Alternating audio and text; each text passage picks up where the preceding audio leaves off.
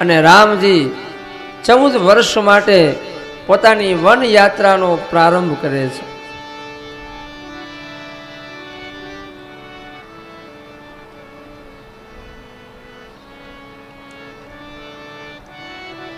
કહે છે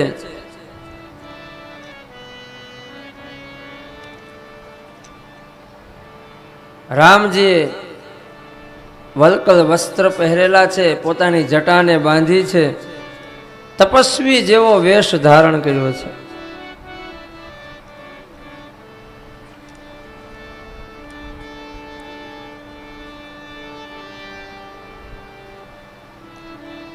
અને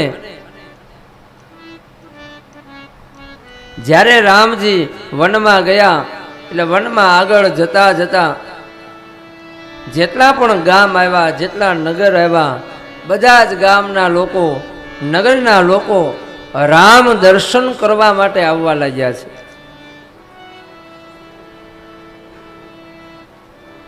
માર્ગના બધા લોકો રામજી પોતાના ઘરે આવે એ માટે વ્રત કરે છે, નિયમ રાખે છે. અને ભગવાન શૃંગવેરપુરમાં પહોંચ્યા છે. શૃંગવેરપુર માં નિષાદરાજ ગૃહજીએ રામજીનું સ્વાગત અને પૂજન કર્યું છે. શૃંગવેરપુરની બહાર રામજી રોકાયા છે.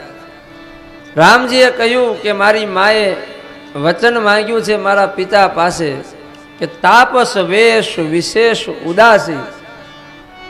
ઉદાસીન વ્રત લઈને મારે 14 વર્ષ વનમાં રહેવાનું છે, એટલે હું કોઈ નગરમાં પ્રવેશ નહીં કરું. રામજી એટલા સરળ અને સહજ છે કે પિતાની આજ્ઞા અક્ષરશ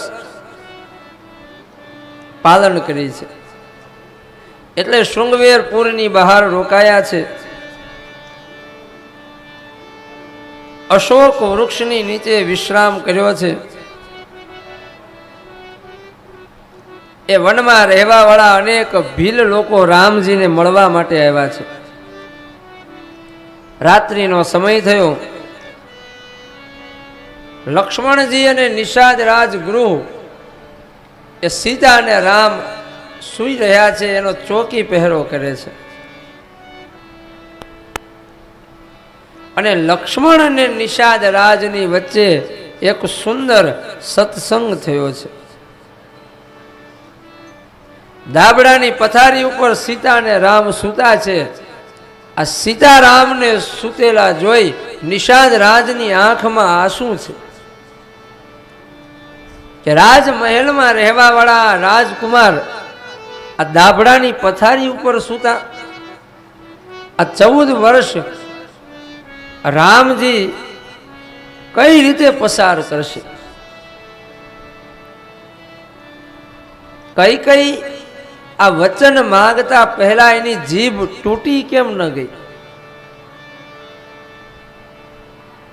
અને ત્યારે લક્ષ્મણજી નિષાદ રાજ ને માધ્યમ બનાવી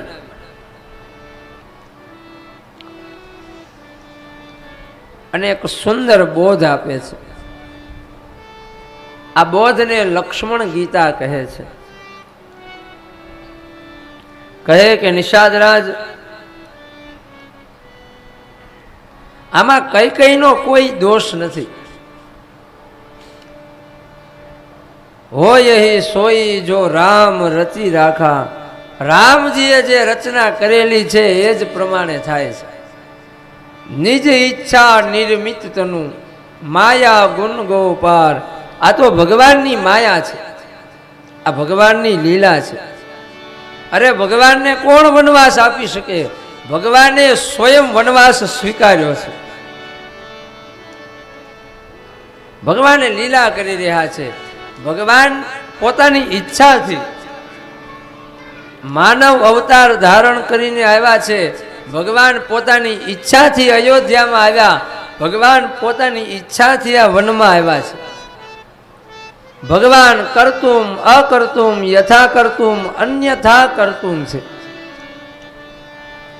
ભગવાન આવ્યા છે હે નિષાદ રાજ તમારા માટે. આ ગામડાના છેલ્લા જે લોકો છે એ બધા લોકોએ આજ રામજીના દર્શન કર્યા. તમે વિચાર કરો કે જો રામજી અયોધ્યાના એ મોટા મહેલમાં હોત તો આ ગરીબ લોકો એને મળી શકત, એની સાથે બેસી શકત. પણ આજ આ યોગ બન્યો. એ નાનામાં નાના માણસની પાસે બેસી રામજીએ આ બધા લોકોનું સુખ અને દુઃખ જાણ્યું. એ લોકો કેટલા ભાગ્યશાળી કે ભગવાનની પાસે બેસી ભગવાનના એ રૂપની ઝાંખી કરી શક્યા. તો ભગવાનને કઈ વનવાસમાં મોકલ્યા નથી, પણ નિજ ઈચ્છા ભગવાન પોતાની ઈચ્છાથી વનમાં આવ્યા છે. અને આ બોધને સાંભળતા જ નિષાદ રાજ પ્રસન્ન થયા છે. આ બોધને લક્ષ્મણ ગીતા કહે છે.